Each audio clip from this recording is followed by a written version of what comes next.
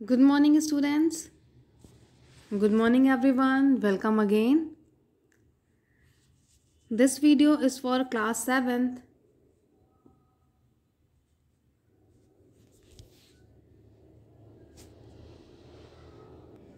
And today I'm going to explain the chapter number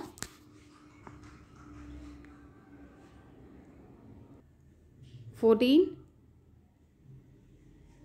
Wind, Storms and Cyclones. So student, open your book. जितने भी नए students हैं या पुराने वाले बच्चे तो सभी जानते हैं कि आप लोग को साइंस को कैसे पढ़ना है। जब भी आप साइंस की क्लास करेंगे तो आपको क्या करना है, अपनी बुक्स एंड पेंसिल, अपनी साइंस की बुक और पेंसिल को अपने साथ रखना है, जिससे मैम कहीं पे भी बोलती हैं कि ये पॉइंट इंपॉर्टेंट है अंडरलाइन कर लीजिए, या ये पॉइंट इंपॉर्टेंट है यहाँ पे टिक मार्क करना है या स्टार बनाना है, और ये सब काम आप कर सकें। इसलिए आपको कंसंट्रेट होके अपने फ़ोन को टेबल पे सेट करना है और सबसे पहली बात आपको सीधे बैठना है, सिट स्ट्रेट। और क्या करना है, आपको अपनी बुक अपने टेबल पे रखनी है और पेंसिल एक हाथ में लेकर के साथ साथ में पढ़ते जाना है, ठीक है। तो ये रूल्स जो पुराने रूल्स थे, जैसे जिस रूल्स के अकॉर्डिंग हम पढ़ाई करते थे वैसे ही पढ़ाई करेंगे। आप लोग अपने पोस्टर का ज़रूर ध्यान रखिए, सीधे बैठे, ठीक है। नाउ आ जाइए, आप लोग अपनी बुक खोल लीजिए, chapter number 14, chapter number 14, wind, storms and cyclones. And rule सारे सेम रहेंगे। जितने भी नए बच्चे हैं उनको भी बता दे रही हूँ फिर से कि आप लोगों को क्या करना है, अपनी बुक और पेंसिल को अपने साथ रखना है, जिससे जहाँ पे भी मैम अंडरलाइन करने को बोलती है, जो पार्ट इंपॉर्टेंट होगा आप लोग क्या करेंगे, वहाँ पे अंडरलाइन और टिक मार्क कर लेंगे। मैम बताएंगे आपको कहाँ पे करना है, और फिर उस पॉइंट्स को आपको क्या करना है, लर्न करना है। वो सारे आपके इंपॉर्टेंट पॉइंट होंगे। Now in this chapter number 14 हम क्या क्या पढ़ने वाले हैं यहाँ पे, about the atmospheric pressure, thunderstorms, cyclone and tornadoes, safety measures to be taken against thunderstorms, cyclone and tornadoes when it causes, and characteristic the use of technology for forecasting weather। तो ये सारी पॉइंट्स हम इस chapter में पढ़ने वाले हैं। This chapter is really interesting and important.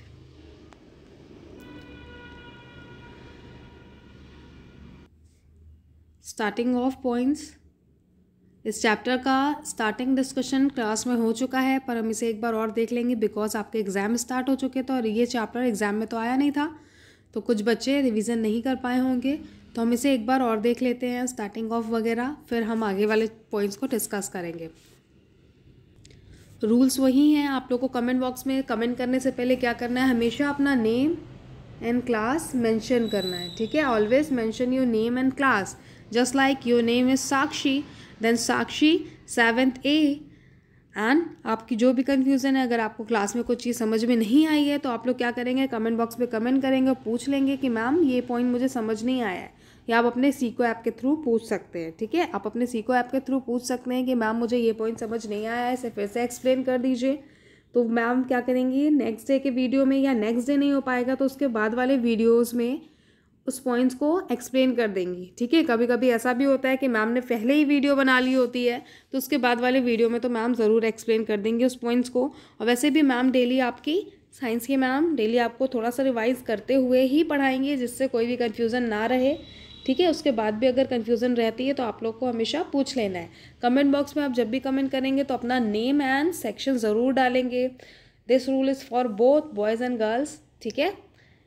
Now हम आ जाते हैं स्टार्टिंग ऑफ के पॉइंट पे। इस चैप्टर में हमने क्या पढ़ा था, 7th B में ये चैप्टर स्टार्ट नहीं हुआ था, पर 7th A में स्टार्ट हो गया था।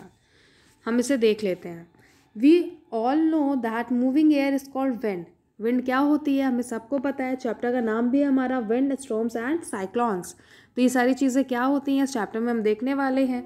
जो मूविंग एयर होती है, जो नॉर्मल सी एयर होती है हमारे आसपास की, उसे ही हम विंड कहते हैं। जब हम छत में जाते हैं अपने, या ओपन एरिया में जाते हैं, पार्क में, गार्डन में जाते हैं, तो हमें हवा लगती है, that is a wind. Wind are cause by unequal heating of different parts of the earth, ठीक है। विंड कैसे होती है, कैसे कॉज होती है, unequal heating of the part of different part of the अर्थ। क्योंकि आप देखेंगे, आप अलग अलग जगह पे जाएंगे, जस्ट लाइक कि अभी हम यूपी में हैं, उत्तर प्रदेश में, तो यहाँ पे अलग तरीके की हवा है। अगर हम मुंबई महाराष्ट्र साइड जाएंगे तो वहाँ की हवा क्या होती है, थोड़ी सी तेज़ होती है। नॉर्मल डेज़ में भी वहाँ की हवा क्या होती है, काफ़ी तेज़ होती है। फिर उसके बाद अगर हम राजस्थान जाएंगे तो वहाँ की हवा भी क्या होती है, डिफरेंट तरीके से उसकी स्पीड होती है, डिफरेंट तरीके की हवा होती है, गर्म होती है, ठंडी सी चलती है। वो डिपेंड करता है कि हम कौन सी जगह पे हैं और हमारा वो वाला पार्ट जिस जगह पे हम हैं, जिस स्टेट में हम हैं, वो पार्ट कितना ज़्यादा हीट अप हुआ है, कितना ज़्यादा सनरेज वहाँ पे आ रहा है, ठीक है, उस पर डिपेंड करता है। When a part of earth get heated by the sun the air above it also get heated, ठीक है। यहाँ तक का पार्ट तो आप लोग को ईजिली समझ में आ गया होगा। आगे चलते हैं, पहले पेन से लिख कर लेते हैं। As a result the air becomes lighter and rise up.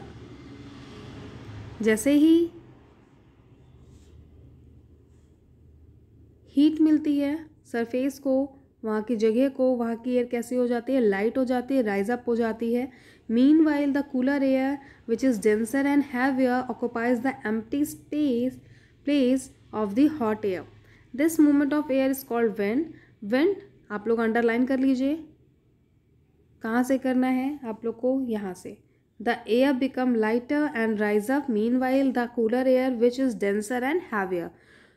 Exam में पूछ सकते हैं एमसीक्यू में, कैसे पूछेंगे, कूलर एयर कैसी होती है, वो क्या होती है, डेंसर होती है और हैवियर होती है। ऐसे 4 ऑप्शन दे सकते हो, डेंसर, हैवियर या ओनली डेंसर या ओनली हैवियर। तो आप लोग का करेक्ट ऑप्शन क्या होगा, डेंसर एंड हैवियर। तो यहाँ से यहाँ तक आप लोग क्या करिए, अंडरलाइन कर लीजिए विंड तक। The air becomes lighter and rise up से विंड तक। Wind leads to storms and cyclones. Storms and cyclones are devastating in nature and causing damage to life and property. आप सबको पता है साइक्लोन जैसा बवंडर बोलते हैं, या बहुत तेज़ जब आंधी तूफान आता है तो क्या होता है, डैमेज होता है हमारे आसपास की चीज़ों में, ठीक है, पेड़ गिर जाते हैं, या कभी कभी क्या होता है जब साइक्लोन्स आता है तो बहुत सारा लॉस करके जाता है। अब नाउ नेक्स्ट टॉपिक में आ जाएंगे, एटमॉस्फेरिक प्रेशर। क्या होता है atmospheric pressure? Our earth is surrounded by a thick blanket of air called atmosphere. The air exert pressure as it has weight. The pressure exerted by air is called atmospheric pressure, ठीक है। जो pressure exert करता है हमारा air, उसे हम atmospheric pressure कहते हैं।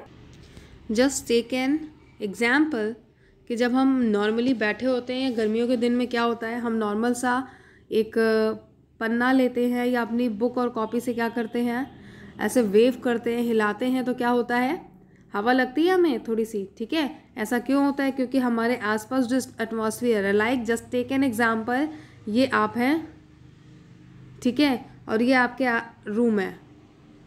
रूम में क्या है, यहाँ एयर के मॉलिक्यूल्स प्रेजेंट है, और जब भी आप कोई चीज़ वेव करते हैं तो आपको क्या लगती है, हवा लगती है, या ये जो मॉलिक्यूल्स है वो भी क्या कर रहे हैं, आपकी बॉडी में प्रेशर लगा रहे होते हैं, उसी को हम क्या कहते हैं, एटमॉस्फेरिक प्रेशर कहते हैं। अगर ये मॉलिक्यूल्स हमारे आसपास नहीं होते हैं तो हम क्या होंगे, सांस नहीं ले पाएंगे। हमारे आसपास एयर है, एयर मॉलिक्यूल्स हैं, इसीलिए हम क्या हो रहे हैं, सांस ले पा रहे हैं easily, right.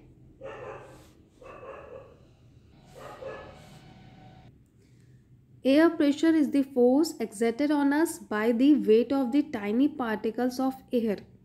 Tiny particles of air, just like कि आप अभी भी बैठे हुए हैं, वीडियो को देख रहे हैं, अगर आप अपना हैंड क्या करेंगे, ऐसे शेक करेंगे तेज़ी से, ठीक है, या अपनी ऐसी किसी अपने आसपास कार्डबोर्ड को या किसी चीज़ को उठा करके आप अपने आप को हवा करेंगे तो आपको क्या लगेगी, हवा लगती है ना। तो वो क्या होते हैं, हमारे आसपास जो एयर के पार्टिकल्स हैं वो क्या करते हैं, बहुत तेज़ मूव करते हैं, इसलिए हमें क्या होती है, हवा लगती है।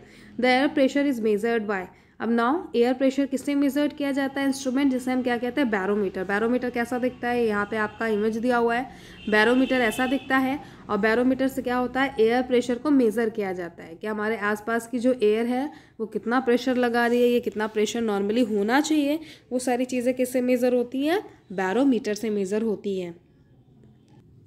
नाउ आफ्टर दैट यहाँ पे एक प्रैक्टिकल टास्क दिया है, air exert pressure in all direction, कि जो हमारा एयर आसपास हमारी प्रेजेंट होती है वो क्या करती है, प्रेशर लगाती है सभी डायरेक्शंस में। इस प्रैक्टिकल टास्क के हमसे यही समझने वाले हैं, to demonstrate that air exert and upward pressure. इस प्रैक्टिकल टास्क को परफॉर्म करने के लिए हमें क्या क्या चीज़ें चाहिए? You will need a tumbler, some water and a thick cardboard. यहाँ पे इमेज में दिया हुआ है टम्बलर है आपका, इसके अंदर वाटर है और ये क्या है? कार्डबोर्ड है। Step number first, take a tumbler and fill it with completely with water to the brim. ठीक है, उसको कम्प्लीटली पूरे ऊपर तक उसमें पानी भर लेना है। Step second, cover the tumbler with the thick cardboard. तो आप लोग को हाथ में सीधी ग्लास लेके उसमें पानी भर के क्या करना है? इसको यहाँ पे कार्डबोर्ड से कवर अप कर देना टाइटली। ठीक है, कवर अप करने के बाद क्या करना है? Step number 3, now invert the tumbler. बिल्कुल भी उसे लाइट नहीं करना, हाथ से उतना ही प्रेशर लगा के उसे कवर अप करना है और टम्बलर को आप तुरंत ऐसे क्या करेंगे? इन्वर्ट कर देंगे। Now invert the tumbler holding the cardboard in position with one hand and tumbler with the other hand. ठीक है, दोनों हाथ से नीचे से ग्लास पकड़ेंगे आप और एक साइड से टम्बलर पकड़ के, टम्बलर और कार्डबोर्ड पकड़ के तुरंत उसे इन्वर्ट करेंगे। Step number 4, withdraw the hand. ठीक है, जहाँ से कार्डबोर्ड आपने पकड़ा है वो वाला हाथ आपको अपना हटाना है। Supporting the cardboard and a minute and observe. ठीक है, टम्बलर के साइड से या हल्का अपना हाथ जब करेंगे आप तो आप फील करेंगे क्या? वॉट हैपन्स, वहाँ पे क्या होता है? The cardboard does not fall down. आपका जो कार्डबोर्ड है वो नीचे नहीं गिरेगा। क्यों? क्योंकि उसके बीच में कार्डबोर्ड और यहाँ पे जो ग्लास है उसके बीच में क्या होगा? एक एयर प्रेशर जनरेट हो जाएगा। It is because air below the cardboard exert pressure in upward direction that support the cardboard. ठीक है, तो आपको ऐसे करके इस प्रैक्टिकल को परफॉर्म करना है। आपको क्या करना है? आपको करना ये है कि आपको टम्बलर और कार्डबोर्ड को बहुत ही अच्छे से, बहुत ही प्रिकॉशंस के साथ उसे क्या करना है? इन्वर्ट करना है। इन्वर्ट करने के बाद आप क्या नोटिस करेंगे कि जो एयर एक्सर्ट कर रहा है प्रेशर वो नीचे से आ रहा है, मतलब कि अपवर्ड की तरफ एक प्रेशर लग रहा है। ठीक है, नाउ यहाँ पे प्रैक्टिकल टास्क नंबर 2 जो कि वेरी इजी है। कैसे इजी है कि तो आप अपने घर पे इजीली कर सकते हैं। To demonstrate that air exert downward pressure. इस प्रैक्टिकल टास्क को करने के लिए आपको क्या क्या चाहिए? A glass trough, some water, कॉक and tumbler. Now step number first, take a glass throw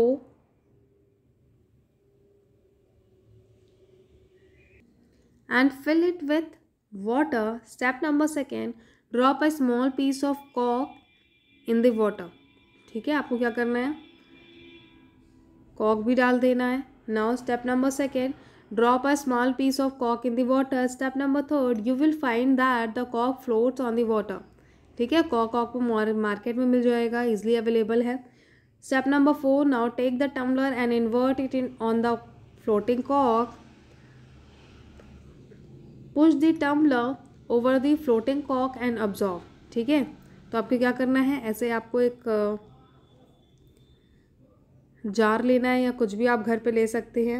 उसके बाद वाटर फिल करेंगे उसमें, फिर कॉक डाल देंगे, फिर उसके बाद टम्बलर लेके क्या करेंगे? अपने हैंड से उसको कवर अप करेंगे। फ्लोटिंग आपका जो कॉक है वो फ्लोट कर रहा होगा। What happens? The air in the tumbler exert pressure and pushes the कॉक डाउन। जो आपका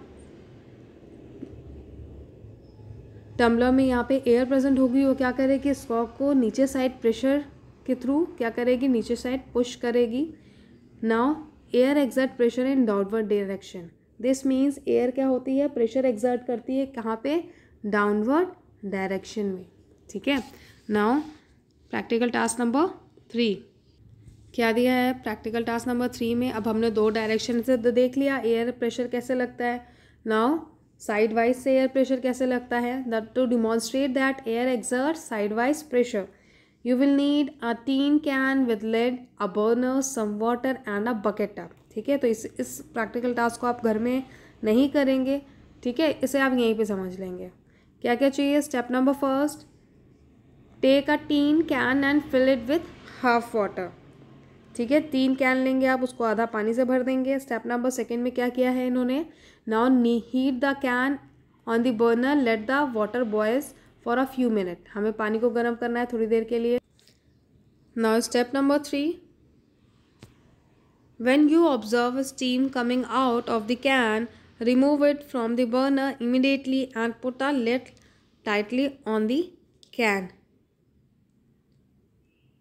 ठीक है, आप जैसे ही देखेंगे उसमें से, पहले तो पेन सिलेक्ट कर लेते हैं।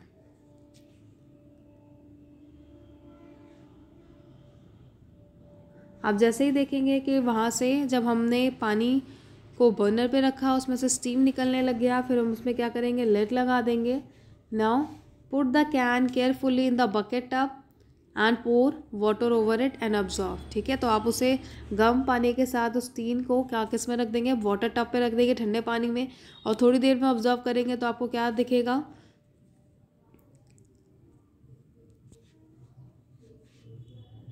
The can get deform from the side. जो आपका कैन है उसका क्या होगा, जो उसका स्ट्रक्चर होगा वो साइड से क्या होगा, डिफॉर्म हो जाएगा, उसका शेप खराब हो जाएगा। या आपका टीन आपने शुरुआत में ऐसा लिया था तो आफ्टर दैट आपका टीन क्या होगा, यू शेप से ऐसा ऐसा ऐसा गंदा सा हो जाएगा। ठीक है, डिफॉर्म हो जाएगा, उसका शेप खराब हो जाएगा। क्यों? क्योंकि उसके अंदर हॉट वाटर था और जो एयर प्रेशर था वो क्या होगा, वहाँ से चेंज हो जाएगा। The air exert side wise pressure. इसका मतलब क्या है इस प्रैक्टिकल टास्क का, तो एयर जो है वो हमारी साइड वाइज प्रेशर भी एक्सर्ट करती है, जिसके कारण क्या होता है, टीन हमारा जो होता है वो डी शेप्ड हो जाता है। When steam is release from the can most of the air inside scapes. ठीक है, अ tap water is poured over the can, some steam is can condense to form water which reduce the amount of air inside the can. This result in greater air pressure outside the can and then pressure inside it. ठीक है, outside the can क्या हो रहा है, air pressure ज़्यादा है, inside में क्या है, कम है, इसलिए क्या हो रहा है, हमारा जो टीन का स्ट्रक्चर है वो क्या हो रहा है, डिफॉर्म हो जा रहा है। क्लियर है? ये this task is really very easy. आप नॉर्मल लाइफ में इसे ऑब्जर्व भी किया होगा आप लोगों ने। नाउ नेक्स्ट, यहाँ पे एक इंटरेस्टिंग फैक्ट दिया हुआ है। क्या है ये? An interesting fact, atmospheric pressure. The earth atmosphere exert a pressure of 1 kilogram per centimeter square. Underline this part student.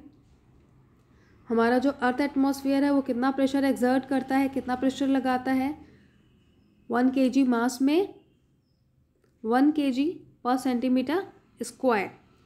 ठीक है, 1 kg पर सेंटीमीटर स्क्वायर, 1 सेंटीमीटर स्क्वायर के वे में 1 kg प्रेशर एक्सर्ट करता है हमारा एटमॉस्फेयर। तो इसे आप लोग लर्न कर लीजिएगा या अपनी कॉपी में नोट डाउन भी कर लेंगे आप लोग इंपॉर्टेंट पॉइंट में। The earth atmosphere exert a pressure of 1 kg पर centimetre square. This is the important point. Now next topic में आ जाते हैं, expansion and contraction of air. Air expand on heating and contract on cooling. This means that on heating, the volume of the air increases and it occupies more space. On the other hand, on cooling, its volume decreases and it occupies less space. ठीक है, जब air expand on heating and contract on cooling, तो आपको इस point को याद करना है कि जब हम हीटिंग प्रोवाइड करते हैं तो एयर क्या होती है, एक्सपेंड कर जाती है, और कूल डेज या ठंड में क्या होती है, एयर क्या होती है, कॉन्ट्रैक्ट वे में होती है। लाइक कि एक एग्जांपल से यहाँ पे मैं समझा देती हूँ। ये आपका रूम है, ठीक है, room A and room B. गर्मियों के दिन में क्या होता है, क्योंकि गर्मी है बाहर, ठीक है, तो एयर क्या होती है, एयर के जो मॉलिक्यूल्स होते हैं वो थोड़े थोड़े से दूर दूर पे होते हैं। क्योंकि हीट डेज में क्या होती है, हमारी एयर क्या होती है, एक्सपेंड होती है। एक्सपेंड का मतलब तो सभी को पता है, पर ठंडियों में क्या होता है, एयर के मॉलिक्यूल्स बहुत ही पास पास होते हैं, आसपास अगल ही बगल होते हैं, ठीक है, दूर दूर नहीं होते। क्योंकि हमारा एटमॉस्फेयर कैसा है, हमारा एटमॉस्फेयर कोल्ड होता है, ठंड होती है, इसलिए एयर के मॉलिक्यूल्स क्या होते हैं, कॉन्ट्रैक्ट कर जाते हैं। कॉन्ट्रैक्ट मीन्स आसपास होना और एक्सपेंड मीन्स थोड़ा सा दूर दूर होना, फैले होना। ठीक है, तो कॉन्ट्रैक्शन एंड एक्सपेंशन का मतलब तो यहाँ से आपको समझ में आ गया होगा, वही यहाँ पे समझाया है इस पैरा में, सेम चीज़ आपको समझाई हुई है। ठीक है students, now practical task number 4 to show that air expands on heating and contract and cooling. तो this practical task is really very easy. तो इसे आप लोग एक बार पढ़ लेंगे, आप लोग का होमवर्क है, इसे आप लोग पढ़ेंगे और आप लोग क्या करेंगे, जो इंपॉर्टेंट पॉइंट मैम ने आपको बताया है उसे अब अपनी कॉपी में लिख लेंगे और लर्न भी करेंगे। ठीक है, competition point of view say that point is really important. So student, आज की क्लास यहीं पे एंड होती है। इसके आगे का पार्ट हम नेक्स्ट क्लास में कवर अप करेंगे। तो रूल्स आपको पता है कि क्या करना है आपको। हमेशा कमेंट बॉक्स में जब भी आप कमेंट करेंगे तो अपना नेम और क्लास मेंशन करेंगे। अगर आपको कन्फ्यूज़न है तो आप टॉपिक भी मेंशन कर सकते हैं, अदरवाइज़ आप सीको ऐप के थ्रू भी वहाँ पे पूछेंगे। ठीक है, सो आज की क्लास यहीं पे ख़त्म होती है। Thank you.